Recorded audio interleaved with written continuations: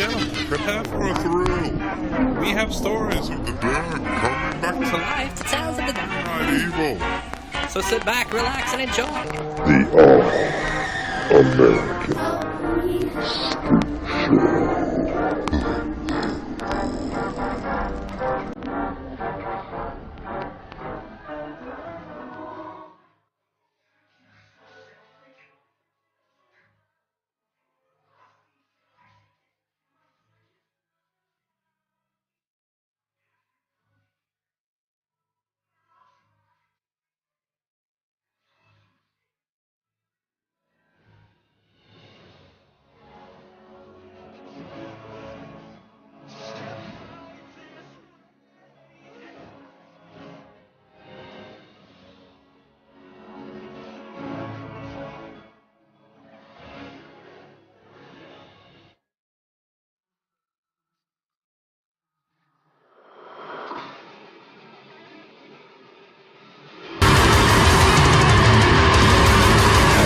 Hello and welcome to another edition of the All-American Spookshow Podcast. I'm Josh, and as always, I am joined with Will. Beep, beep. And the Professor Smoke. Hey, everybody. And today we are going to be discussing / reviewing the, I guess, it's classic in its own way for monetary reasons, if for no other reason, the 2017 version of It. So I guess before we get into the ins and outs, I'll go ahead and give you our information. You can reach us on email by allamericanspookshow@gmail.com. You can find us on Twitter at @AASpookShow. We are also on Instagram, Facebook, and YouTube. You can find us by searching All-American Spook Show. And we also have a TeePublic page where we sell like logoed T-shirts and whatnot. You can find us by searching All-American Spook Show on there as well. Help support the show.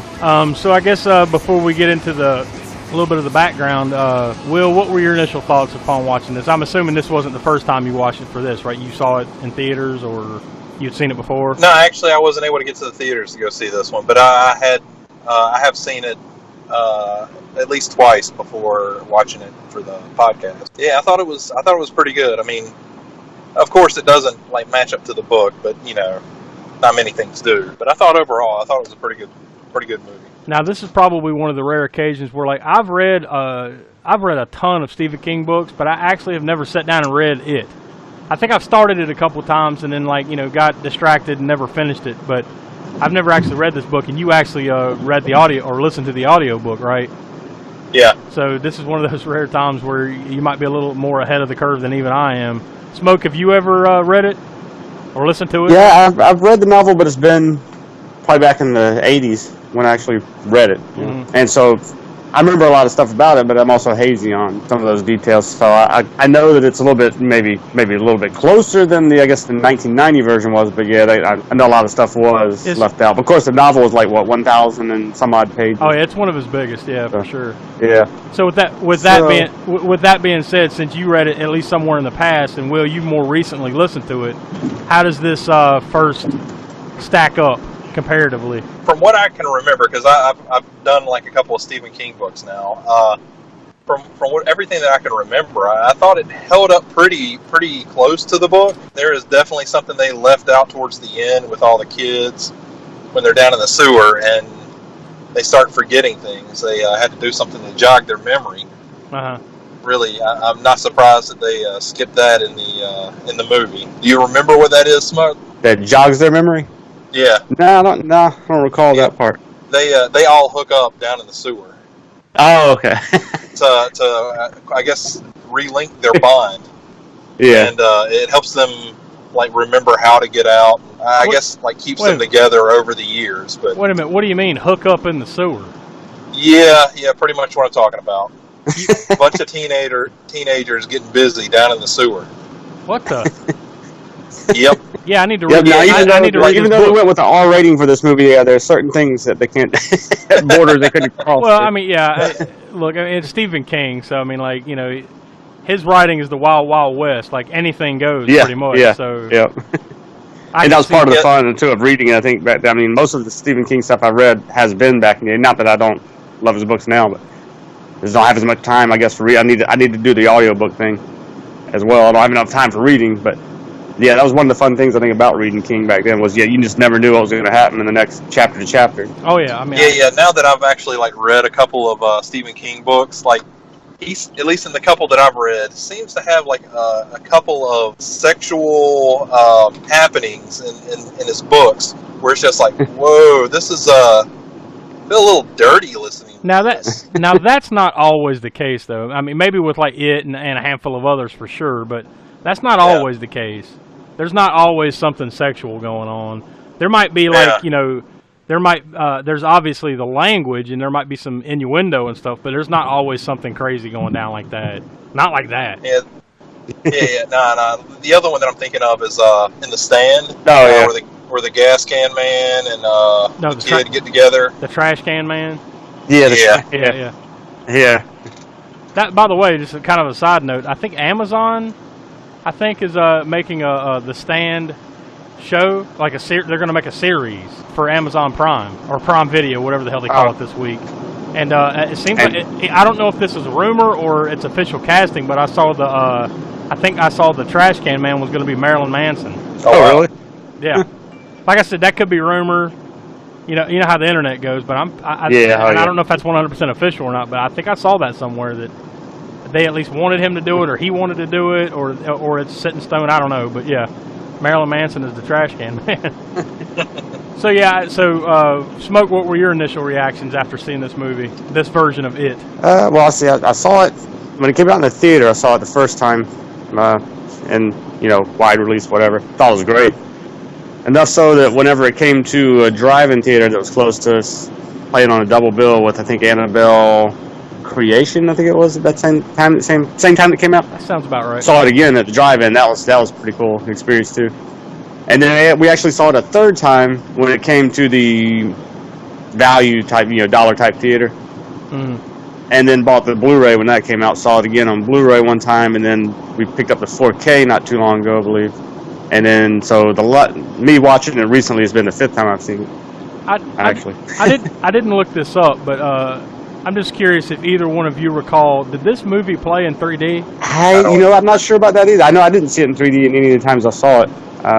Because I don't remember it being advertised that way necessarily as far as... Because it just seems to me the way this movie, at least in certain scenes of this movie, would really play to 3D with Pennywise and stuff, in some scenes. I didn't recall and didn't know if either of you guys recalled whether it played in 3D or not. I know it played IMAX. I didn't see it. I know it did do that. I did randomly come across that in my research, but I didn't see if it played in 3D or not. So I guess without further ado, we'll go ahead and toss up the trailer for the 2017 version of Stephen King's classic, It. And that was the trailer for It. It was released September 8th, 2017 by New Line Cinema, Rat Pack Dune Entertainment, Cat Smith Productions, Lynn Pictures, and Vertigo Entertainment, and it was distributed by Warner Brothers. So there's a lot of people getting some credit there. There's a lot of slices of the pie for this one, but they made well enough money for everybody to get a piece. I also saw that it's kind of retroactively being called It Chapter 1. Just as a side note, I guess now that Chapter 2 is officially coming out and everything, that they kind of retroactively went back and they're calling this It Chapter 1. I guess you may see it referred to that. On IMDb, what is it listed as? Just It 2017, right? And then It Volume 2 2019, right? The total runtime for this one is 2 hours and 15 minutes, which is probably a good solid 30 to 45 minutes longer than not only your average movie, but definitely horror movies. Most horrors, an hour and a half, hour and 45 at most, generally, and then in and out. Sometimes even less. Like when we did the Sleepaway Camp episode, that was only like an hour and 24 minutes. So, and they're all definitely different than what it was. What in the prime in horror in its prime in the 80s and everything was like anything over an hour and a half, they need to trim that shit down. The producers are going to have you trimming it down, get that pacing up. And I will say though, at least in my opinion, this one did not necessarily feel like it was 2 hours and 15 minutes. No, not at all. Yeah, they kept stuff moving through this whole movie. Yeah, I mean, there's a couple of small parts, but not much. I mean, it's clicking. And just when you think it's kind of droning on, it's because Pennywise is fucking with them again. You know, like that's basically what this movie is. It's called It. Pennywise is fucking with you. And also the weird thing about it was that you don't even really think about it, but I came across this when I was looking at the notes, was Pennywise's dialogue, as long as the movie is, he only has about 4 minutes of dialogue in the whole thing. Wow. Yeah, true. Really, he doesn't really talk a lot. His presence is there more so, but the dialogue, about 4 minutes. It's been a long time since I saw it, and obviously you knew this was going to come up, but the original, or not the, well, I guess you could say the original It that came out in 1990, I believe it was, with Tim Curry playing Pennywise. It seems like just in my recollection now, like I said, it's been a while since I watched it. It seems like he had a lot more dialogue in that than Bill Skarsgård had in this as Pennywise. Yeah, I would say so too. I think it's also been a long time for me seeing it. I haven't seen the original It since since either late '90s, early 2000s. I saw it the last time I seen it. It's been within the last 10 years or so for me, but it's been a while. So I mean, I can't remember it blow by blow, but it just seemed like he had more dialogue. And honestly, that might be because it was a made-for-TV ABC Network miniseries. True, and they had Tim Curry. I mean, Tim Curry was already obviously established. I think probably because they had to tone it down a little bit. You know what I mean? Like this version is a movie at the movie theater. They can really play it up. It's rated R. They can take it where Stephen King took it, but on there they couldn't take it quite to those places. Oh yeah. So it's toned down a little bit for sure, but I think it still holds up as far as his performance for sure.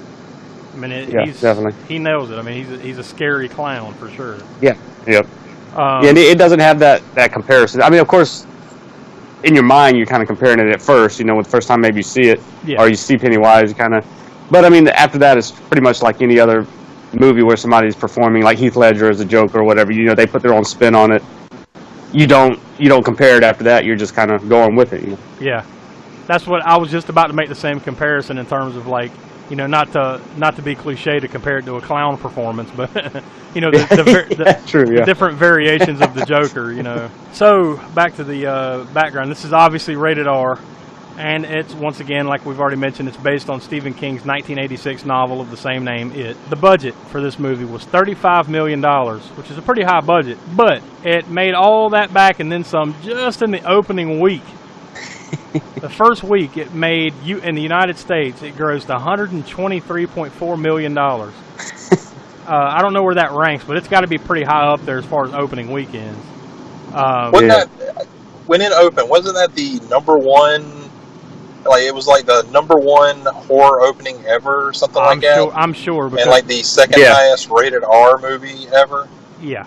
And also the highest adaptation of a Stephen King movie that ever came out. And sometimes you would think, well, isn't that kind of redundant, saying that it's the highest grossing horror and the highest grossing Stephen King movie? But I mean, some people don't realize Shawshank Redemption is a Stephen King movie as well. Yeah.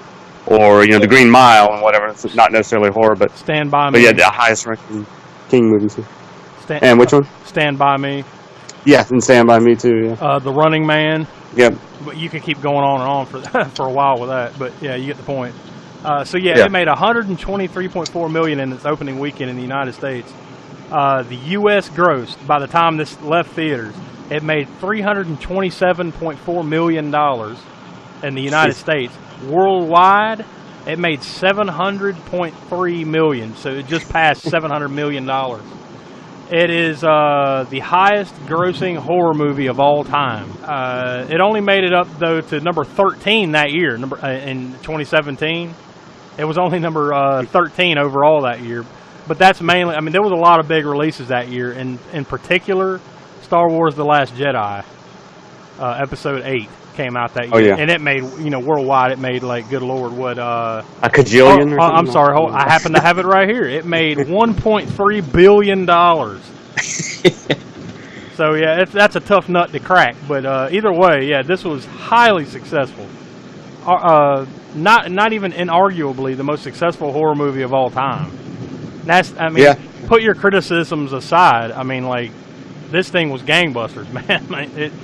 And the thing is, it lived up to all of it too. I think. Well, at least for me, I think it. Yeah, I agree. Yeah. Surpassed the hype. I mean, that one I went into just as a comparison, I went into the newest Halloween movie. It was hyped up, and I think we talked about it here on this show, and I've talked about it elsewhere as well. I was kind of disappointed when I first saw that Halloween movie in the theater the first time because of that hype that was built up around it, and I saw it a second and third time, and I enjoy it more now. Yeah. Well, this one, right off the bat, loved it. So, yeah, this thing just, it killed, and you'll be hard...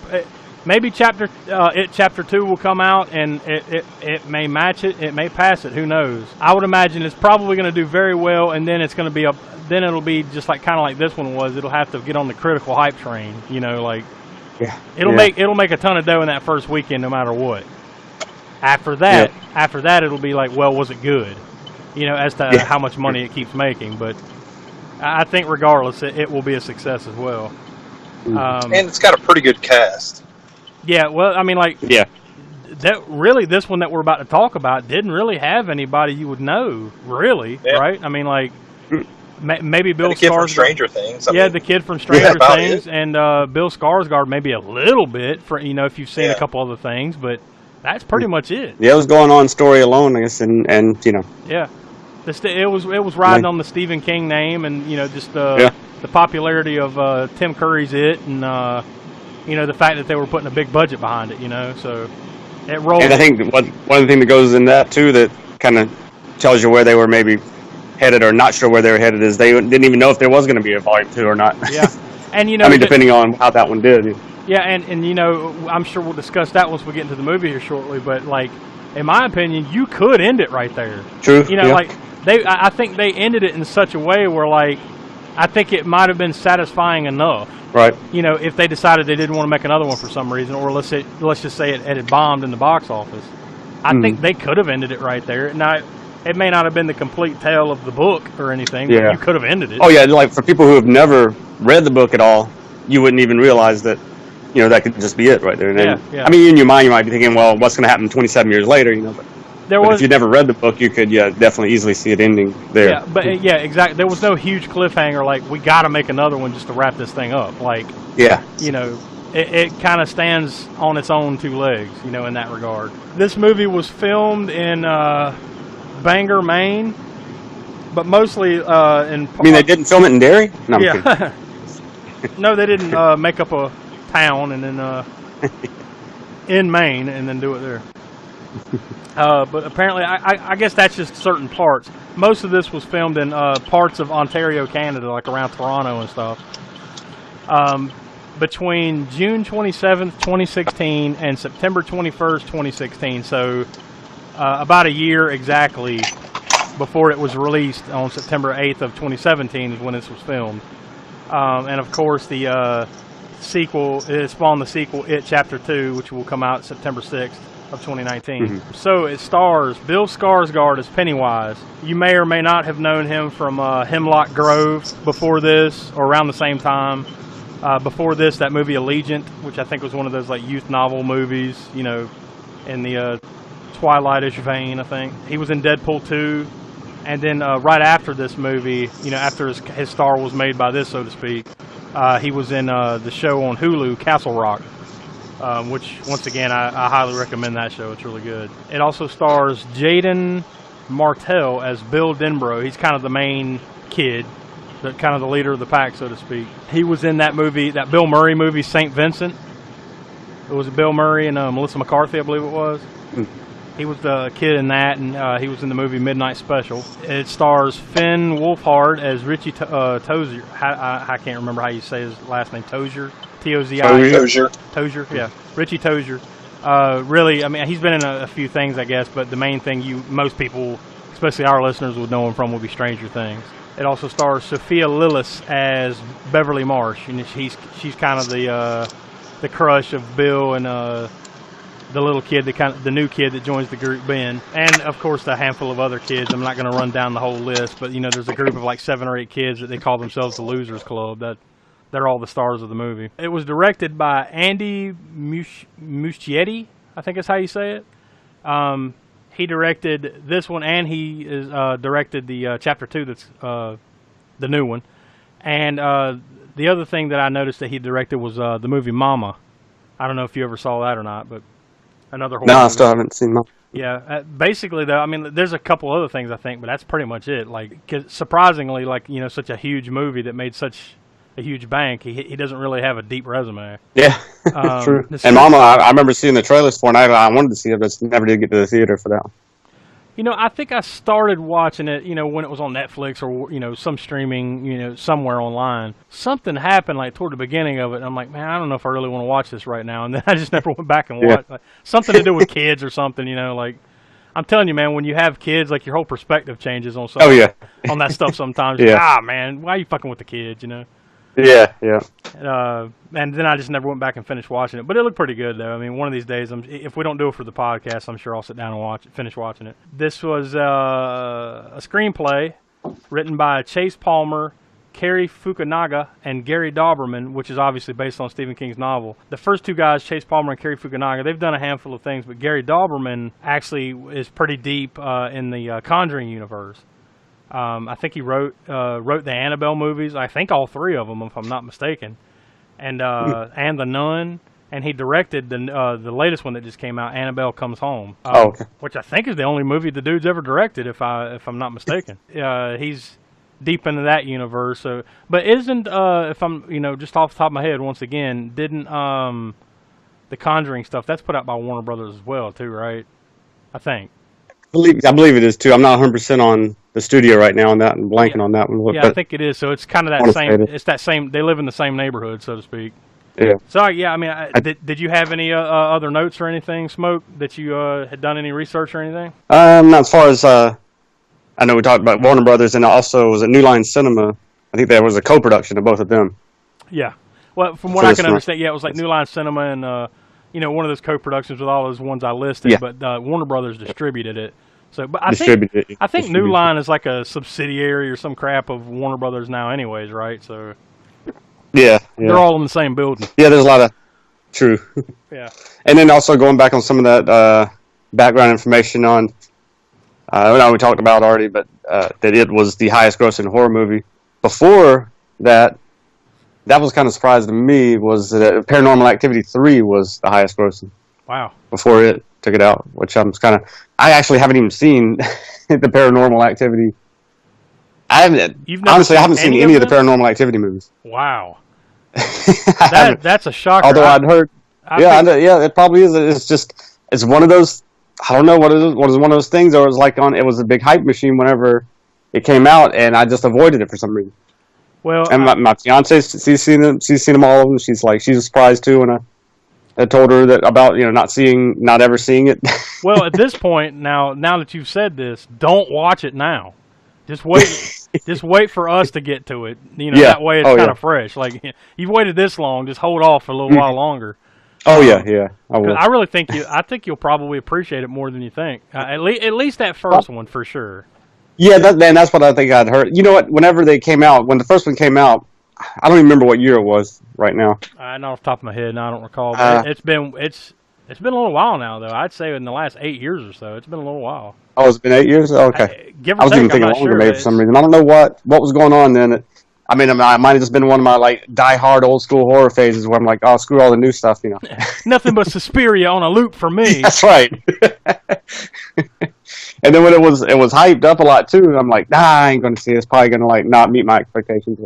And then the sequels came out, and people were saying, oh, the sequels, they do. Some people are behind them. Some people are like, oh, no, the sequels suck, but the first one's good. Uh-huh. And I just never got around to. Now with those, I think it started if I recall, the first one's really good. At least I enjoyed it, especially at the time. Yeah. It's kind of like in the same vein of Blair Witch, in that once you can kind of suspend your disbelief and just kind of get into it, kind of thing. In my opinion, you'll enjoy it. Yeah. I think it was pretty good in the second one and even the third one, but I think it started to kind of come off the rails after that. A little bit, after that third one, but yeah. But yeah, for the type of movie that it is, I think they connect very well. Like I said, at this point now, don't watch them. Just wait. Yeah, I'll wait. That was funny because my fiance was also wanting me to watch. She wanted me to watch this one movie that's a comedy. I forget what's the parody movies that they did. Was it Haunted House? There's some that were parodies that use. You mean Scary Movie? The scary movie? No, or maybe it was some of the sequels of scary movies. I know the first scary movie came out probably before the paranormal ones, didn't it? I believe. Oh, yeah. No, that's not. I know what you're talking about. I can't think of the name. It was some goofy ass name, but that's not the Haunted House. Haunted House. Yeah, I think that's Haunted. Yeah. Yeah. So I've been holding off on watching that one too until I see the Paranormal Activity movie, so I can, the basis for the parody. As we were talking, I looked it up. It's been a little bit. It's actually been longer than I thought it was off the top of my head. The first one came out in 2007, so it's been. Okay. As of the recording of this podcast, it's been 12 years since that came out. So. Wow. Actually, you know what? I'm wrong about that. It says 2007, but it actually came out in October 2009. So maybe it was one of those deals where they made it and it lay around for a couple limbo of years. for a little bit. Yeah, but it actually came out. But still, that was 10 years ago. So yeah. So yeah, that's. I'm surprised by that you haven't seen that in the last 10 years, knowing how you are about horror. Yeah, I don't know. I don't know why I've been avoiding it. We found the rare. I mean, not like physically, not like just. Yeah, believe me, I know. I mean, look, actively avoiding it. There are tons of. I'm the same way. I mean, there are tons of movies that have come out. Like we had my son. He is a little over 8 years old now. So I don't get a chance. Pretty much since he was born, I don't just get the opportunity to go to the movies like I used to. I kind of have to wait to watch them at the house or whatever. But so yeah, I'm the same way. Like in the last 8 years or so.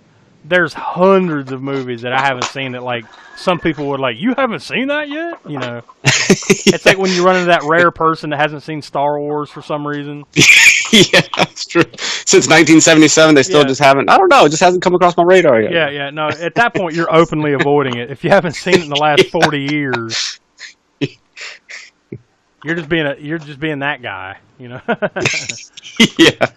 I know. I feel like that. I feel like I'm being that guy with the Paranormal Activity movies, but not on purpose. But just there's we have so many movies that we bought on because I'm not against physical media. I mean, against streaming media by any means. We have a lot of streaming media. Yeah. But I still love physical media. Oh yeah. Whether it be VHS, Blu-ray, DVD, whatever. Not to mention, over the summer, digital. I'm blanking on the term that I should use, but it's called ultraviolet. Where they had, it was one of those things where you could get a digital movie and you store them. You store them there or whatever, right? Well, apparently they shut down, they just went away. And so there was a whole thing with that, basically your movies, they're trying. Gone. Not necessarily gone. Apparently, if you had ever at some point linked them to say your Vudu account or your Movies Anywhere account, some other account, Apple, whatever. If you'd linked it, I think that they're backing it up to the point where you don't lose your stuff, but if you unlink it though, you run the risk of losing it and stuff. But that's the point is that if you completely leaned on the digital, in a circumstance like that, you might be screwed, out of the movies that you paid for. Yeah. So and that's I mean not to turn this episode. I mean, how we could go into a whole episode about streaming and physical and all that stuff. Not to turn this into that. I'm sure we will. But the Amazon and things of that nature too. Whenever you run the same risk with music, unless you download that song on Amazon, you buy that song, you buy the movie, you download it. Yeah. They might lose their licensing right for those movies, and you don't have them anymore. You don't have access to them anymore through Amazon or whatever the account may be. Yeah. So kind of up to the mercy. Even if you buy it, if you hadn't downloaded it, you're just to a device of some sort, then it's gone. Yep. And we're talking about music or whatever. Some of those are just streaming services anyway, so you can't really technically download it. You can download it to play on your phone, but not to keep other devices or whatever. And so same thing with that. There's a lot of times. I have of course I buy a ton of vinyl and still buy even CDs sometimes, but I still have streaming services for music too, and licensing with that same thing. You might be listening to an album, have it in your collection, so to speak, in your streaming service. You go there and then it's gone because their licensing ran out on it and they don't have it. Yeah, it can be a dangerous game if you're completely relying on that. So, if for no other reason than that, the physical media should never go away. But true, I'm sure one of these days we'll get to the point where it just won't exist anymore. These companies, it'll be more and more of a niche thing. Almost like vinyl. They put it out. I'm sure a lot of people buy it, but it's really a niche thing. Not everybody's going to drop $40, $50, $60 on a 180 gram vinyl collection, so. It just kind of is Strange what that it is. it came back more so. It's weird though that now you see it in Walmart. It came back enough. Yeah. That Walmart is starting to do away with their CDs, but then they brought some vinyl. I mean, they still have a little bit of CDs there, but they brought vinyl back in. They're playing to Walmart. They're playing to the millennial crowd that never got to really Yeah. experience it. So we've kind of had that discussion before, but that's my opinion on it. So what you're saying is everything's going to Back to the Future 2, where the kids are playing the games and you got to use your hands. Yeah, pretty much. It'll definitely get to that point one day with video games. I mean, it's already kind of starting to lean that way, anyways. Like they don't necessarily go whole hog into like going to buy the physical copy of it. They want you to buy it on Xbox Live store, the Xbox store or the PlayStation PlayStation store, or whatever the hell they call them. They want you to download the games there, because the discs, aren't making them enough money anymore, and they can and they end up charging the same damn price too. I think that's the more aggravating part to me. Oh, amen. Like, if it's just a damn digital download, let me pay like $10 or $15 less at least. I mean, I know now some people maybe don't want, if you have a vast movie collection, and we here, fiance do, we have like VHS, like I said. Hell, I got Laserdisc and CED still. So if you don't want your home to look like a video store, then I can see the draw for people, wanting to stream only or just moving strictly to streaming. Sorry about that. I had to put the mic on mute for a minute. My wife just came in. Oh, okay. No, it sounded like Yeah, what? it sounded like you were popping popcorn or something. Yeah, like a microwave, like really loud. Yeah, it went like it would sit quiet for a second, and then it'd be like. No. I think that was. I think you were hearing the garage door. Oh, okay. Yeah. A little peek behind the curtain. I record this in the garage, and and the fucking garage door just opened. The garage days, huh? Yeah. Like garage bands. Yeah. That's what we are. Garage pod. Garage pod. Garage cast. Yeah. I'm sure there's some podcast out there called the Garage Cast. They just got a big plug from all 20 of our listeners. 20,000, right? Yeah, that's what I meant. 20K. I guess with that, let's get into the ins and outs of the film itself. It starts with it's raining outside, and then you're introduced to Bill and Georgie, their brothers, and they're making like a paper boat. And you establish that Bill is sick and he can't go outside and play with Georgie, so he makes the boat.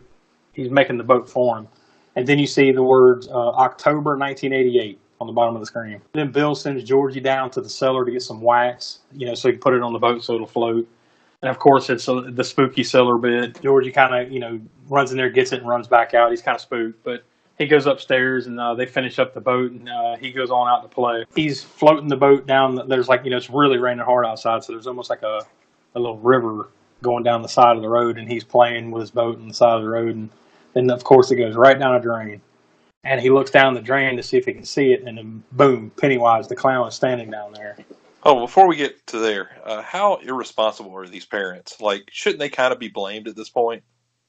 You mean for just letting them run out in the rain like that? Or?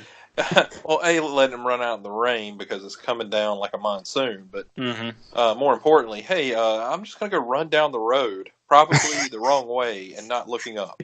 Yeah. Follow my boat as it goes wherever it goes. Now I know some like parenting might have still been a little loosey goosey, and it's supposed to be the late '80s, 1988. But now in the original series, and I believe in the book, it's supposed to be the late '50s, right? Yeah, because 50s, and then the new scenes were the 80s, right? Because that was when it was written, I guess. Yeah. So it's like how many X amount of years later it was in the '80s, or whatever. Yeah. But in the original series, and well, mistake me if I'm wrong, in the book, it's in the '50s, right? I think so. It's been a while since I've read it. I think so. So like that premise of like just letting the kids run loosey goosey makes a little bit more sense in the '50s than it does even in the '80s. Yeah, true. Because by then, I mean, parents were starting to get paranoid about letting their kids just just run all over the neighborhood. But maybe in this small town of Derry, Maine, that maybe they weren't afraid of it yet. So yeah, it goes down the drain, and there's Pennywise, the dancing clown. He introduces himself to Georgie, and he's kind of just talking back and forth to him, and Georgie's kind of laughing, but Pennywise has the boat in his hand, and he tells him to just reach in and grab it, and he can have it back. And of course, he reaches in, and Pennywise, his mouth like runs wide open. He's got like 1,000 shark teeth in his mouth, and just bites Georgie's arm off. And while all this is going on, there's a lady like across the street, like watching this like happen. Now she can't see Pennywise, but is it just like a common occurrence for it to be raining and a kid to have his head like halfway down the drain? And she's not, and that's the other thing. She's not even across the street.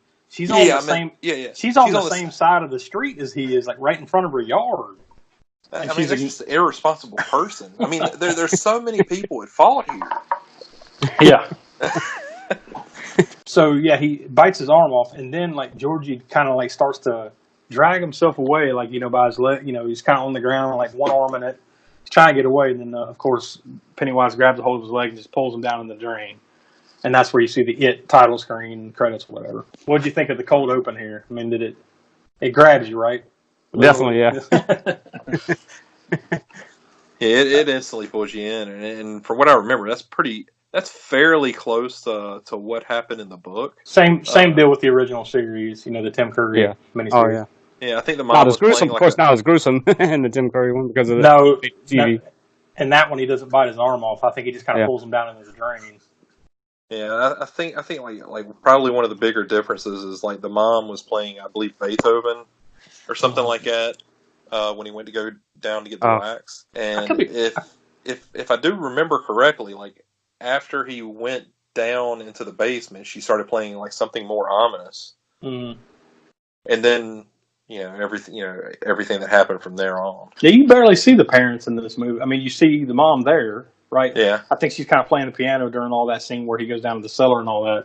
And then, of course, there's a scene with the dad a little bit later on. But I think that's about it, right? Like, I don't think you see him pretty much at all in this movie, which is, I guess it's almost like the Charlie Brown thing where, like, there's parents around, but you don't need to see them, I guess, kind of thing. Yeah. Anyways, you see the title screen. Now you see June 1989. So it's, getting close to a full year later. Now you're introduced to Mike. He's like the local kid that I guess doesn't go to school. He's like a homeschool kid, works on the farm or something, like a sheep farm or something. He's in like a slaughterhouse. I guess they're trying to teach him how to use the bolt gun to kill the sheep, slaughter the sheep. Put it right to his head, and he's kind of hesitant to do it. And his uncle or whoever the guy is that's with him, his grandpa, whoever he is, he grabs a hold of the gun and does it and says basically you're either the guy that does it or the guy's that's getting done too in life. Yeah, in life. I guess it's the life lesson there. Let's all go to the lobby. Let's all go to the lobby. Let's all go to the lobby to get ourselves a treat. Delicious things to eat.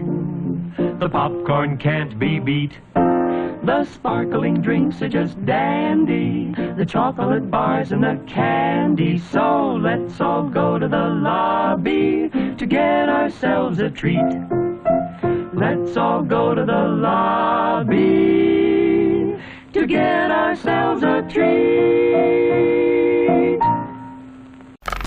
Then you cut to Bill, who you've already seen, and he's with his friends Richie, Stanley, and Eddie at school.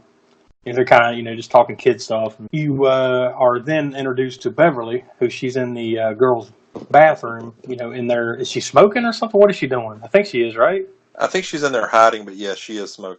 Yeah, she's smoking. Whatever she's doing in the bathroom stall, and then a couple of the other bully girls dump like a can of trash can on her head, like it's full of like trash water and stuff. So I can tell you right now, dude, I'd tear out of there and kill everybody if they dumped a can of trash on my head.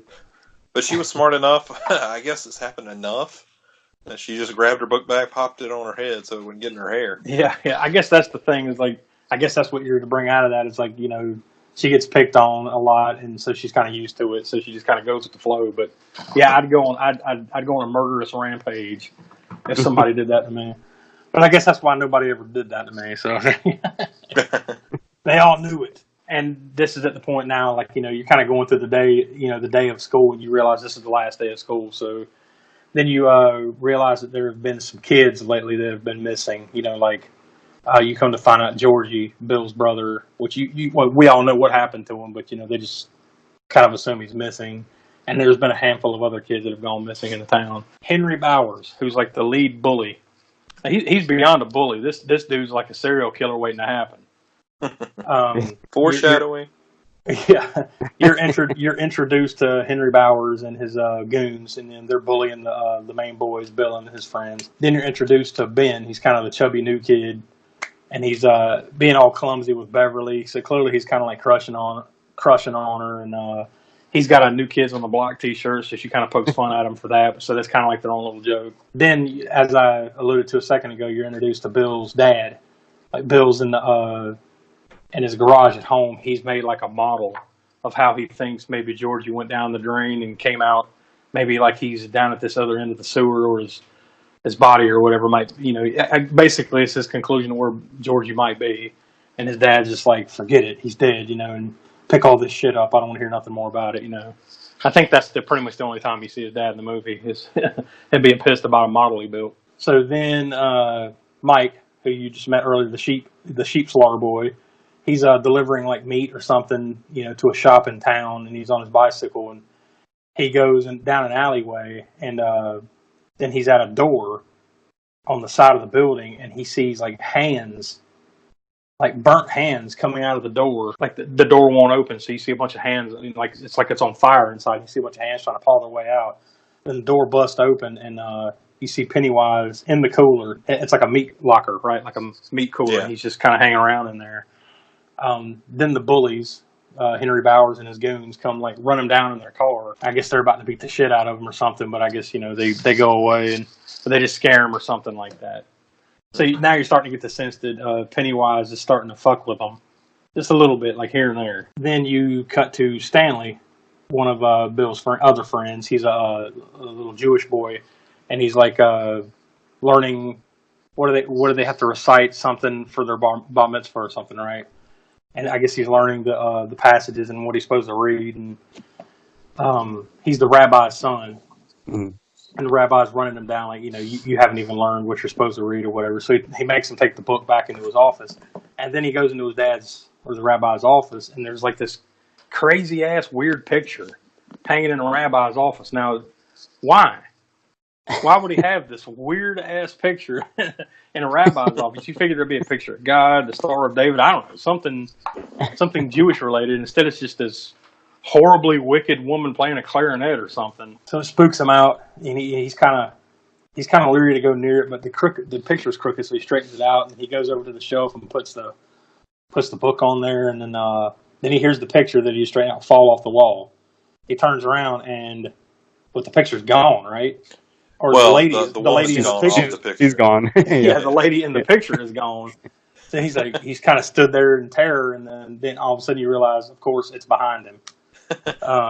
Now I turn around and I see that woman's not on the picture anymore. I'm just going, nope. Oh yeah, nope, walking out. Art just doesn't disappear from the canvas. I'm out. See, he runs off. Once again, like I said, Pennywise is just one by one, kind of picking them off, like fucking with them. Bill, Richie, and Eddie, they kind of gather up the troops, and they're going to go search for Georgie, I guess. Now you cut to Ben in the library. He's got basically, I guess he's got nothing better to do, so he just wants to hang out in the library. And he's flipping through this old history book of the history of dairy. And he sees like there was this big, what was it, like a fire or something like that had happened in the past? Yeah, called the Black Spot. Yeah, and he's flipping through the pages, and all of a sudden he's flipping the page after page, and then you see a severed head in the tree. Like it's like each page he flips, like it's getting closer and closer to this tree, and then you see a severed head in the tree, and then he's like, "What?" He flips, and then all of a sudden a red balloon floats from behind him. He follows it to this back room, and there's an egg on the ground that's smoking. That's what it was. It was like a Easter egg hunt or something like that. Yeah. That a bunch of people burned alive, right? Yeah. Now in the book they went into a little bit more detail into that, and then it played like a bigger part with like one of the kids later on in the book. It barely really touched on that. I think this movie does a good job of kind of touching on just about everything that was in the book, but also kind of making its own way through the story. Kind of getting to the same point, but kind of taking a slightly different way to get there. Right. Because, also in the book, like every chapter is going in between them being kids to them being adults, just constantly back and forth. And I think that's maybe sometimes what some people don't understand. You know, when they're like, well, you know, the movie's not like the book. You know, it'll never be like the book. Right. But, you know, good writers, good filmmakers will know how to use what's in the book to make a movie out of it. You know, that follows the same gist of the story without being able to go into all the detail, inner monologues and all that stuff that you can't just do in a movie. Yeah, that's why it's basically, that's why it's not necessarily a movie version of the novel. It's a screenplay. Yeah, right. Yep. It's a screen version of the novel. Yep. You know, that's why they phrase it that way. So yeah, he goes into this room and there's like a little Easter egg on the ground and it's smoking. And he kind of now I'm stopping right there, right? Like I'm not walking any further. Like I see this unexplained Easter egg smoking on the ground after I just read that in that book. I'm like, you know what? I'm just going to go get a librarian or an adult or just get the hell out of here. But no, he continues on. I think there's a lot of parts in this movie where you just kind of stop and you're like, nope. Yeah, nah. Ain't happening. No. I just would stop. You know, I just back up and go get an adult, like I said. But no, he keeps going, and it's like he's following this trail of eggs. Like there's a few more, and then he's in the archive, like the library archive room, and he turns around and there's like a headless body walking down the steps, and kind of starts chasing after him. And the way that thing's walking is spooky as hell. Yeah, it's all herky jerky. Yeah. Then he kind of runs out the back door, and then the bullies grab a hold of him. And so it's basically out of the frying pan into the fire, right? Like the Bowers goons grab a hold of him and they take him to this bridge. And then as they're beating the shit out of him and they're holding him back, a car passes by, and they don't stop. They don't even like really look at what's happening. But then you see red balloons in the back seat, and he's looking at this as they're like beating the shit out of him. Then Henry Bowers pulls out a knife and carves an H into Ben's stomach. And then, one of the bullies even like, whoa, you're taking this a step too far. Then Ben kind of kicks off and rolls down a hill. Bullies chase after him. So then you cut back to the other boys, Bill and his, and the guys.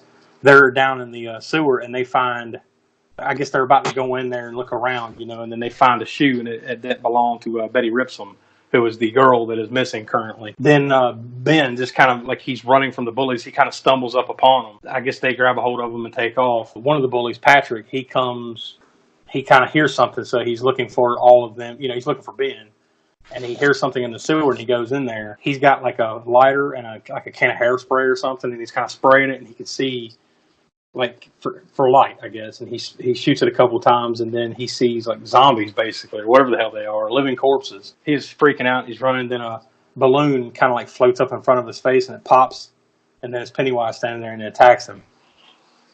Then you cut back to Ben with the boys. They weren't hiding all along. They just basically just got Ben and they took off. So they're outside of a pharmacy, and they go inside to get some stuff to help him because he's bleeding on his stomach from the knife cut.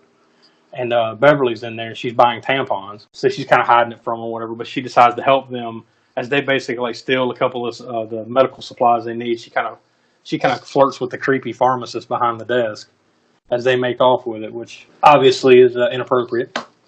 The whole Clark Kent, Lois Lane thing with the glasses. Well, you're a cute 12-year-old. I'll just keep going with this.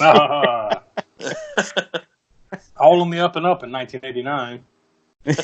Then she comes outside as they're helping Ben, and she's talking to him. Once again, Ben's kind of crushing on her, and then somebody says something like the rumor is she's a hoe. I guess for whatever reason, that's the rumor going around town. And then you cut back to Beverly. She's back home, and then once again, she's getting creeped on. Her dad comes up to her and like strokes her hair or something like that, and then she goes in the bathroom and just cuts her hair. You're still my little girl, aren't you? Yeah.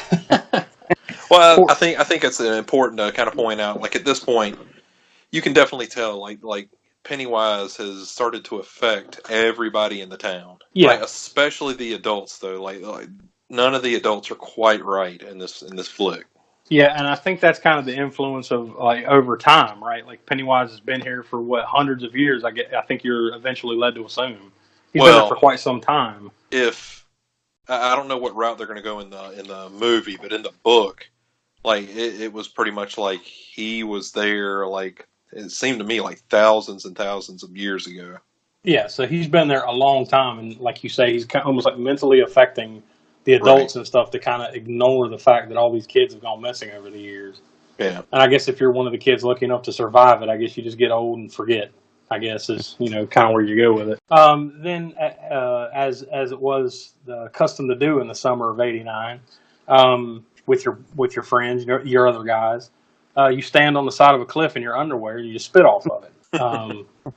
That's what they're doing when and they're like kind of they're spitting off the cliff, and then I guess they're trying to kind of decide like, all right, which one's going to jump off first? They're going to jump into the quarry, and then Beverly comes out of nowhere and basically calls them pussies, and then jumps into the water, and then I guess they all follow suit and jump in, and they're all swimming.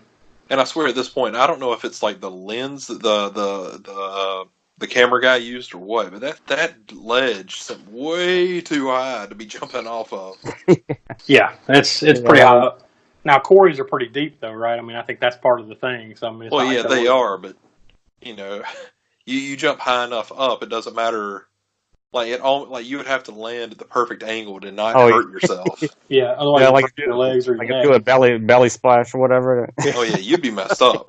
Yeah. So they jump in, they're swimming and stuff, and then they get out and they're on the beach. Ben has like his book bag full of like his research, and they're kind of start asking him questions, and they all decide to go to Ben's house, and they're talking about all this research he's done about the history of dairy and how these kids have been missing for hundreds of years, and it's all here in the books and blah blah blah. And then Beverly pulls back the door, and there's a New Kids on the Block poster on the on the back of the door. He's like, no, and she kind of closes it. Well, it was funny like earlier. It was funny earlier in the movie where like the guys are all taking care of the kid that got beat up, and she looks at him and she's just like, "You sure you got the right stuff?" Yeah. Yep, I'm hanging tough. Just don't go, girl. Meanwhile, she's like 5 miles away. Stupid. Ben's like a little kid version of Chris Farley. So like now they've done all the research stuff with Ben, and they've kind of talked about that, and they all go their separate ways. And then Eddie is out walking past this old decrepit house, and he drops his pills. Like he's kind of like a health paranoid kind of kid. He's always got pills and an inhaler and stuff like this. And so he drops his pills on the ground, and he looks up, and there's like this hobo zombie, like that jumps out of nowhere, like give me the pills or something like that. And I think in the book it was supposed to be a guy that had it was supposed to be a homeless guy that had syphilis so bad it started eating away at his face. Yeah, I think they allude to that a little bit later on. That like it's like he's got Callie. What do they call that when like they leper? Oh, leper. It's something like he's got leprosy or something like that. So yeah, this whatever you want, however you want to phrase it, hobo zombie, leper zombie, whatever, jumps out and chases him, and he kind of runs around the back of the spooky house, and then there's he looks over at the back of the house, and someone's standing there holding these balloons, but it's like a perfect triangle of balloons, like an upside down triangle of balloons. And then like I guess they rise up, and Pennywise is standing there, and he says the famous line, "We all float down here." Then of course I guess Eddie just runs gets the fuck out of there. He crosses the fence and gets out. Which I believe in the Tim Curry series, I think he says "we all float down here" like pretty early on. Like I want to say it was the scene where Georgie, he's talking to Georgie, come down here, Georgie. We all float down here, or something like you like floating. We all float down here, something like that. So it's pretty early on that he says that line, but they get it in here. So then you cut to Beverly. She's back home and she reads Ben's card. He wrote her out like a little poem on the back of a postcard, and she's sitting there reading it, kind of like fawning over it. And then she hears voices. She's in the bathroom. I should mention she's sitting in the bathtub. She hears voices like in the sink. So she goes out and gets a tape measure, and then she sticks the tape measure down the drain, like way down the drain. Like I think it went down like 30 foot or something like that down this drain. Yeah. Because whose pipes doesn't go straight down? Yeah. And she pulls the tape measure up, and then it's all on the end of it. It's all bloody, and it's got like gobs of hair stuck on it. And then all of a sudden, like hair starts coming out of the drain and like grabs a hold of her, like starts wrapping itself around her and her arms and everything. And then blood just explodes out of the sink, just covers her and covers the whole bathroom with blood. So she's in there just like she gets loose, and then she's just sitting in there freaking out, screaming. And then the creepy dad busts in, and he's looking around like she's like, "Oh my God, can't you see this?" And he's like, "No, Basically, I don't see anything. Meanwhile, the whole room is covered in blood. She's covered in blood. He doesn't see it, apparently. Maybe once again alluding to how Pennywise is fucking with things. Like, they can see this, or she can see this, but her dad can't, kind of thing. Then it cuts to Bill. He's asleep at his house, and he's done drawn like a sketch of Beverly on his little notepad, and then water drips down from the ceiling. He goes to get a bucket to catch the water because he thinks it's just a ceiling leak. And Georgie's room, his bedroom's still there. The light comes on, so Bill goes in there, and then he's sitting in there, kind of reminiscing, I guess, sad. And then he sees Georgie run by. So then he kind of chases after and goes down to the cellar, and the cellar's like flooded out.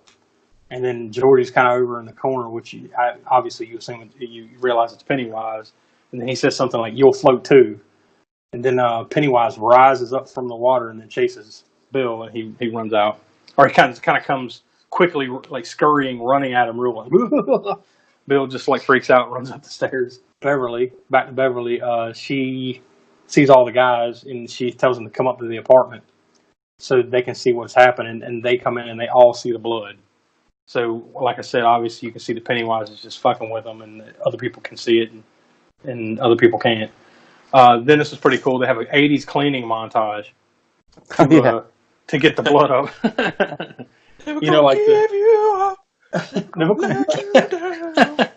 As they're all cleaning and stuff. Perfect mocking of an 80s movie right there with the little clean montage. I guess they all have that like come to Jesus moment where they all like confide that they've been seeing Pennywise, this crazy clown. So now, I guess they're all kind of on the same page that they've been seeing this. I guess up to this point, they've kind of been in denial about it, but now they all realize they have this in common. Except, I don't think at this point, like, Richie had seen Pennywise yet, right? No. I think he's the only one that, like, didn't get fucked with until a little bit later on. Right. I don't think Richie sees any of this until, like, they basically... They enter the house. Yeah, they've come to fight him or whatever. Mm-hmm. Yeah. I don't think he's seen any of this. So then it cuts to Mike is getting beat up by the bullies. All the rest of them show up, and then they just start a rock war. They just start hucking rocks at each other. I think one of them even yells out "rock war" or something, right? Like Richie or something. Richie, yeah. Yeah, rock war, and then they're just... And then Anthrax, Antisocial, is the track. Yeah. They save Mike. Yeah, because he's out there kind of just like, they're getting ready to beat him down. That's what it was. So I kind of left that out. Like, these bullies kind of get him in the woods, or they kind of got him in a spot, and then, like, they're about to beat the shit out of him, and all of a sudden the rest of the guys show up, and they just start throwing rock to have the rock war. Basically, they're on the way back, and that's where you hear it has said for the first time as well, like, "Welcome to the Losers Club." They kind of give themselves a name, like all the guys in Beverly. They've deemed themselves the Losers Club. Then I guess they were kind of talking about all this stuff with Pennywise, and then they come to the realization that this basically happens every 27 years. It's like Pennywise comes out and basically takes kids. There's all these missing kids every 27 years. And then they're looking at the maps.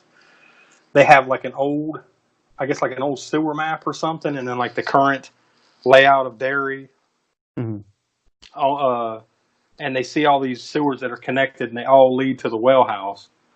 And then Eddie kind of freaks out and rips down the map. He's like, no, we're not doing this. This is crazy. Like they want to go to the well house or something. That's where Eddie starts losing it because that's where he was, where he saw Pennywise. Then they have this slide projector, on the wall. He rips the map down, so all you see is the slide. And then all of a sudden the slide starts moving by themselves. And then you see Pennywise is in it. And like it's a pretty cool effect too, because they start going so fast. It's like the hair on the person that is in the picture starts kind of going back and forth and stuff, and then you see Pennywise's face, and then he kind of just jumps out of the screen, and he's gigantic. It's like a huge version of Pennywise, and that moment works like really awesome in the theater too. Oh, I'm sure, yeah, really great. And I guess this is where you were talking about, was this 3D when it came out? Mm-hmm. This would have been one of the scenes, yeah. Like if this played in 3D, that would have been really cool. And then, like, he jumps out at Beverly and then disappears. So they're all like properly freaked the fuck out now. Bill just decides, like, I'm going to the well house. So no one else will go to the well house. I'm going. So he takes off to go, and then they eventually all follow him. So Bill, Eddie, and Richie go in to the well house, this creepy old house, to see what's going on. And then Richie, they find like a missing persons poster or like flyer in the house, and it's a picture of Richie and all of his information on it, like he's gone missing. So I guess this is his real first, like, what the fuck is going on moment, because he hasn't really seen any of this stuff until, now, like, what the hell? I'm not missing, I'm right here, but here's my, missing poster. Then they hear someone yelling. They go and they see Betty Ripsom, the girl that was missing earlier in the movie. They kind of, like, I think it's Bill and Richie. Yeah, Bill and Richie go in this room, and then the door closes. So Eddie's by himself. And then he sees like a ghoul, some kind of, is it that same one? I can't remember. Is it that same like leper monster or whatever the hell? Mm-hmm. And then he just faints and like falls through this hole in the floor, like, and goes straight down into this table or whatever. Where he breaks his wrist. Yeah, where you don't see that at that moment, but you see that shortly where like he pulls his arm up and it's all sideways. But you cut back to Richie walks into a separate room, like Eddie and Richie Bill and Richie are together. Richie walks into the separate room, and of course the door closes again, and it's a clown room of all things in this random house. Richie, a fucking clown Richie room. Had admitted earlier in the movie that was the one thing that he hated. He hated. Yeah, he was scared of clowns. He hated clowns. Now, did you notice that one of the clowns? There's a bunch of clowns in there. Did you notice that one of the clowns looks like Tim Curry's Pennywise? Oh yeah, Pennywise. Yeah. Yeah. The one on the floor. Yeah. It's kind of like on the floor to the left. It looks just like Tim Curry's Pennywise. And then Richie, there's like a casket or something there. I guess it's a casket, right? Richie goes over and opens it up, and there's a doll in there that looks exactly like Richie, except it's all like zombified looking. And then he closes the casket, and then the casket jumps open, and Pennywise jumps out. And then he says one of the famous lines, "Beep, beep, Richie," trying to freak him out. He chases him out. Then you see Eddie, who fainted and fell down. That's where you see like his arms all fucked up. And then there's like an old refrigerator there, and the fridge opens up, and Pennywise comes out. He's like folded into the refrigerator. Yeah, contortionist. Pennywise is in there, and the door opens. You see Pennywise in there, and he's all like kind of crumpled up, and then he kind of slowly unlocks, like almost like popping locks, like. Transformers. Yeah, he kind of transforms out of there. Then upstairs, Bill and Richie are they're still in that room, and they can't get out. And there's 3 doors in there. One says "not scary at all," the middle one says "scary," and then the one on the right says "very scary." So of course they go into the "not scary at all," and it is definitely scary. So then they come to Bill's like, "You got to remember, this isn't real." So they kind of come back to the real world, and then they go out, and then sure enough they pick the very scary door, and they come out, and they're back. That's the proper door. They come out to save Eddie. Pennywise turns like he's kind of over Eddie, about to eat him or whatever, and he kind of turns to them, and then Beverly jumps out of nowhere and stabs him was it in the mouth or in the eye? I can't remember. Of the face. Yeah, it comes out of his cheek or something like that. Yeah, like in the side of the head with a poker, like a fire poker. And he kind of retreats back, and then I guess once they realize that they kind of got together to fight him, he was almost like kind of scared of them. Basically, like showing like if we don't show him fear, he kind of cowers back, so he kind of retreats. So then at this point, they gotta go, tell Eddie's mom that Eddie's broke his arm. So like she's out, she gets Eddie in the car, and she berates him and calls Beverly a whore or something like that, and just shits on all of them. Then you realize his mom's really fucking weird too, right? Like, is this part of the Pennywise maybe affecting people kind of thing, you think? Or, oh yeah. Yeah, because even before like this scene, when you see her earlier very briefly, she's acting weird then too, so like clearly something's going on. She don't want the boys to go out. She's always had like a thing of like being overprotective with her kid. Yeah. So then like at this point, like after the mom berates him and Eddie goes on, like they all kind of have like a little fight. Like they all kind of snap at each other after all this Pennywise shit, and I guess they're all kind of in denial of what's going on. So they all basically say fuck off, and they all split up. Then at the bottom of the screen it says August. So now you're in August of 1989. You cut to Henry Bowers, who's outside, like with a couple of his goon friends at like his house, and then he's about to shoot a cat, like straight up, like he's got he's got one of his friends holding a cat up, and he's about to shoot the damn thing with a pistol. His dad, who turns out to be a cop, of course, comes up from behind him and like takes the gun and then starts shooting at the ground at him, basically humiliates him in front of his friends. Yeah. So then Henry's kind of stewing, and he's down and out about it, and he's walking down to the mailbox. At the mailbox there's a balloon, one of the red balloons there. He opens it up and there's a package, and there's a new knife, because like the knife he had earlier in the movie that he cut the H into Ben's stomach, I guess it got gone. So now in their package there's a new knife. And then he goes inside. His dad's like sitting there, just laying back in the recliner watching sports or whatever. No, I think he was asleep. Maybe he's asleep. Yeah, I think he's asleep. And Henry takes the knife and sticks it to the side of his dad's throat. Doesn't his dad wake up at this point? Yeah, it's like a switchblade too. Yeah. A switchblade knife, so he's got like the hilt right there at his throat. Yeah. And then on top of that, there's like a kids' TV show on the TV that's kind of like egging him on to do it. And that's not the first time that you've seen this kids' show in the movie. Yeah, it's almost like a like clown Bozo show. the Clown. Like Bozo the Clown, yeah. That's what I'm thinking. It's almost like an old school episode of Bozo the Clown. Yeah. And Pennywise is like sitting in the crowd like, do it, kill your dad.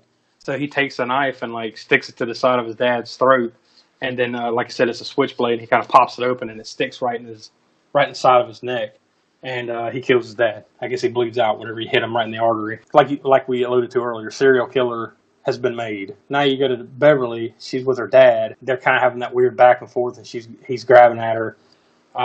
He grabs her, and then she runs away, like hides in the bathroom. He comes in the bathroom, and she just lays him out with a toilet lid. And then she turns around, and Pennywise is standing there and grabs her. Then Bill shows up, just happens to show up not too long after this, and sees her dad laying on the floor and looks up at the ceiling.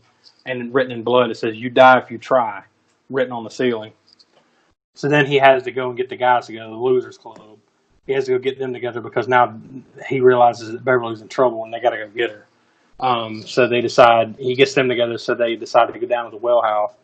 And Henry Bowers is like in the background watching, them go in. Inside, they all kind of go through the house and they find the well and they start to go down. You see Beverly and all right, now you're kind of introduced to Pennywise has this net, like underground nest, where you see all these other kids, like I guess they're floating, like basically all the dead kids that he's kidnapped in the past are all kind of like floating around this weird nest thing because they all float down there. Yeah, we all float. And then he does so Beverly's a part of this. She's floating too, and he does this like freaky little weird dance because he's Pennywise the dancing clown. It's a fucked up looking like dance, and they do this a lot with Pennywise in this movie too, where it's like his head is still right, like it's almost like his head's not moving, but the rest of him, but the rest of him is moving. So he's kind of doing this weird fucked up jig. Then he grabs a hold of her and he unhinges his jaw, like a fucking great white shark. It looks like he's about to like bite her in half, but then like he kind of like there's like this light inside of him that like almost like hypnotizes her, like she's mesmerized by this light that comes out of his mouth. Back up to the boys trying to go down the well. Mike, I guess, is like the last one. He's about to go down, and all of a sudden Henry Bowers shows up and attacks Mike. They're fighting, and then Mike eventually, I guess, like gets him in the right position and pushes him, and Henry Bowers just drops straight down the well. And I thought it was pretty funny too. Like he basically just comes flying past where the rest of the boys are. And one of them's like, "Oh shit!" He just goes straight down. So Mike kind of regathers himself up there, and he's got that bolt gun, from earlier in the movie with the sheep or whatever. And he's got like a little belt that's got all the little bolts in it. Of course, he drops it, and it falls all the way down the well. So he's basically only got the one bolt in the gun. So he goes on down. Stanley somehow finds himself alone. Remember, he was the kid that was afraid of the painting, the woman in the painting.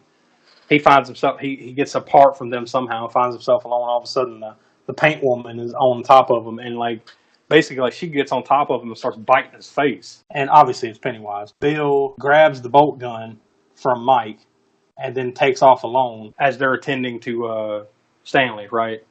But Bill grabs the bolt gun and takes off alone to go find Beverly. He eventually goes down the path and he finds her. But he's like, basically, I guess he comes to the conclusion, "You'll be all right. Let me go find Pennywise." And he keeps on hunting. Then eventually the other boys come along and they find her still there floating. They pull her down, and then Ben kisses her, and she wakes up. I guess that kind of snaps her, from whatever spell she was under or whatever. Then you see Bill, who's still off by himself looking for Pennywise. He sees Georgie. And you're pretty much convinced that this might actually be Georgie, the way it's being played. But stone cold, he still shoots Georgie right in the middle of the head with that bolt gun, and as it turns out, it's Pennywise. So he wasn't entirely fooled. But for a split second there, you're almost like, damn. I mean, you figure it's probably Pennywise, but for a little frame there, they actually like, damn, he might have actually just killed his brother. Because it's not like he instantly becomes Pennywise, Yeah. Then he turns into, he kind of, almost has a seizure on the floor, and then it turns out it's Pennywise. Then they all the rest of them kind of jump in. They're fighting Pennywise, and then, like I said, they realize that if Pennywise uses their fears, so if they don't, if they're not afraid of him, it won't work. So they just kind of basically all like kick him and punch him and stuff, and they're they're not afraid of him, even though he's trying to use their fears against them. And then Pennywise retreats because they're not afraid of him. Bill finds Georgie's coat, so I guess that's kind of the moment where he realized Georgie is actually gone. Cut to a little while later, it says September on the bottom. Then they're all kind of talking about it, and they take a blood oath, like they make a little cut on their hands, and they all hold hands. They all take a blood oath that if Pennywise comes back one day, then, I guess they'll take care of him. Then they all kind of slowly depart, and then Bill and Beverly are there together, then they kiss, and then that's the end credits. Then at the very end of the credits, you hear Pennywise's laugh. Yeah. I don't know if y'all stuck around for that, but that's all it was, just a laugh. Yeah. So that leads us up to chapter 2. What did you guys think? I guess we'll go with you. Where you land on the star chart? 1 to 5 stars. Dude, I'm honestly, I love this movie. It's pretty high up there for me, so I'd probably put it around 4.25. Oh wow! Yeah, no, I love this movie. By far, your second favorite movie besides the Suspiria. Oh yes. The other way, but yes. So what'd you say, 4.25 stars? Oh yeah, dude, I love this movie. That's a very high praise, very high score on our chart. This is right above your highest rated movie that we've seen so far. Yeah. Smoke, what'd you think? I have to go. I love it. I thought it was, back in the 90s, I loved the miniseries, but, when this one was coming out, when it was announced and everything, like, how's it going to, you always, think in your head, how's it going to hold up? How's Pennywise going to be, all that. And then, as soon as right away when the movie starts and you have that open that we talked about, then the credits and everything, I was, like, captured right from the beginning. At that point, I was just enjoying the movie, not even worried about how it might compare to the book or how it might compare to the other miniseries. Yeah. So, and then, like I said, I saw it, as I mentioned, I think at the beginning when we were first talking about the movie before we got into the synopsis and everything, I think I saw it 3 times in the theater. Wow, yeah. So, great. I think it's one of the best modern horror, meaning that what we're talking about since the 2000s, but even, in the last 5 years or whatever, it's up in probably in the top 5 horror movies that I've seen at least in the last 5 years or so. Yeah. So, I'm going with the solid 4. Maybe I might even go push it up to about where Will is, 4.25 for me too. 4.25. Yeah. Yeah. I guess I'll agree. I guess I'll go 4.25. We'll make it a clean sweep because it's hard to say anything negative about this thing. I think this really kind of comes through to the point of it's the highest grossing horror movie of all time. Yeah, and for a reason. Yeah. Obviously, it doesn't. I think it appeals to everybody who. Anybody who likes horror, whether you're a Stephen King fan, whether you're a fan of something, say, like The Walking Dead, or something that's very story-driven, story-oriented. Mm-hmm. If you like the gross-out type stuff, there's some gore in there, too. So I think it covers all the bases as far as what a good modern horror movie, should be. Mm-hmm. I agree. And it, like we said earlier, it's 2 hours and 15 minutes, but it's a fast 2:15. Yeah. We just went through the movie, even though that was a 2 hour, 15-minute movie, we went through it pretty quickly, just hitting the highlights, of course. But, the movie moves. There's a lot going on, with Pennywise messing with the kids, leading up to them finally facing them a couple of times toward the end. And there's a ton of stuff going on in the background, it seems like, in this movie. The one that really jumps out to me, and it feels very throwaway, but it still feels like it kind of pertains, is when the kid's in the library and he's first studying about this stuff. Mm-hmm. In the background, you see the librarian, like it looks like as soon as he starts reading about the stuff, it appears like in the background because she's blown out. Mm-hmm. It looks like she almost like just starts turning towards him and just staring at him. Mm-hmm. I mean, there's a lot of stuff like that in this movie. Yeah. There's definitely a lot of rewatchability, not just in the fact that the movie is great in and of itself, but I mean of like catching all the little things like that in the background, things you didn't maybe necessarily even pay attention to the first time around. Mm-hmm. Right. Yeah, I mean, and once again, like I said, this was directed by Andy Muschietti, and he hadn't, other than the movie Mama that came out in 2013, he had not really done anything. This. So I remember looking him up too before. I mean, I don't like to look up too much about movies before I see them, as far as reading into them. But I mean, I do a lot of times. Well, check out the director and see what he's done. Yeah, I thought that was kind of strange when they first announced the movie, or at least announced him being attached to it before it was even out or anything. Like, who's this guy that's directing it? Yeah, I mean, he had done a few small things, but I mean, to tackle something like this on a big scale with a big budget and everything, and he fucking nailed it. I mean, I think a star was born. Oh yeah. In terms of I'm glad they went with him because I can't remember their names right now, but who are the guys behind Stranger Things? The brothers? Oh, the Duffer Brothers, I think it is. Yeah. They wanted to do this movie. And they were down because at the time they hadn't, didn't have enough stuff under their belt. Now, Dan Machete, I don't know that he had enough stuff under his belt, but whatever the case may be, they went with him instead. I think it's yet another example of it doesn't have to be somebody that has 40 movies under their belt. Yeah. Or is part of the big Hollywood machine, so to speak. There's a lot of really creative people out there, and that if you just give them a shot, it's not always going to work, but I think in this case they nailed it. But yeah, so that obviously we all gave it 4.25 stars. I mean, you don't get much better than that from us. I mean, like there's been very few movies that we've watched so far that we all pretty much almost across the board wholeheartedly agree with. So I guess that'll do it for another episode of the All-American Spookshow Podcast. I mean, anything you guys want to add before we sign off for the show? Just a couple of, I know there was a couple of little, I don't know that we touched on them or mentioned them or not, but a little Stephen King references in there for, I guess, the diehards and somewhat the car that Henry Bowers drove, that 1978 Pontiac Firebird, that blue one, was the car used in Sleepwalkers. Oh, okay. Back in the, I know that wasn't a novel, but Stephen King wrote that for the screen. Yeah, I think that might have been his first actual screenplay, wasn't it? Or that wasn't something that he had written beforehand. Yeah, I believe so. Because he's only done that a couple of times. I think Storm of the Century and that one. Yeah, that car was in there, and then this one might even be a little bit out there and a little bit further. But who was the Belch? Remember that one of the bullies, the one that's always has a great, or at least I think he has great fashion sense. He's got the Metallica metal up your ass shirt. Yeah. And then one of the earlier scenes, he was wearing a Anthrax shirt, which for the album Among the Living, which came out in 1980, whatever it was, 87 I think it was, when that album came out. And it was, that song in the album cover was a reference to Stephen King's The Stand, the Randall flag, everything on the cover work of that Anthrax album. So there's a couple all kind of little Easter eggs like that in there for diehard Stephen King fans. Yeah, and I'm sure if we dug a little further, there's probably even more, hidden in there, little Easter eggs for that.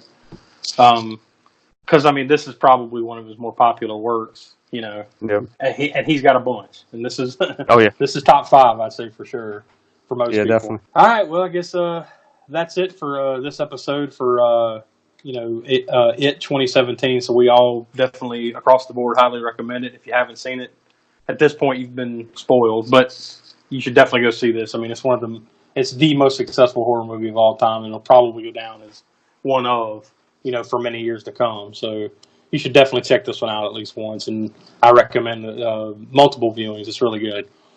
So with that, I guess I'm Josh for Will and Smoke. I guess that's it for this episode of the All-American Spookshow Podcast. See you next time, guys. We hope you enjoyed the show. Come back next time for an all-new All-American Spookshow Podcast.